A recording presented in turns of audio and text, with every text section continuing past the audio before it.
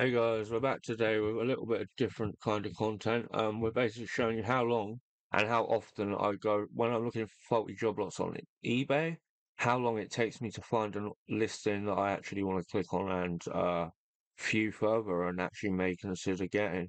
So most people would think there's plenty of abundance of opportunities out there. But I'm just here to show you that really, when I'm scrolling all the faulty job lots on eBay, I'm not actually really clicking on that many, am I? Not only that, it's rare that I come across something that I'm like, this is worth my time. For me, if I don't double my money, at least double my money, I'm not entertaining it, and that's if I don't see my return within 2 items in the job lot, I don't really entertain it either. It's just more of a personal thing, really. It's completely up to you, but I don't want to waste half my time with stuff that isn't really worth my time for a big return.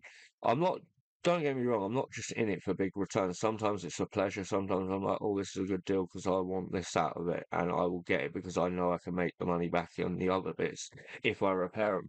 But if you can't see you're returning a faulty job lot listing in at least 2 items, you're not really doing it right if you're buying it with having to do more work than 2 items because you got to think about time is money, and not only that, you want to manage your expectations to make sure that you're actually going to be able to complete and guarantee a return within 2 items because likelihood of it, if there's 10 items, you might only actually succeed and repair 2 of them 10 items.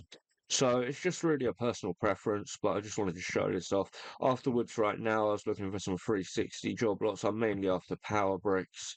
Anyway, thanks for watching this. Peace.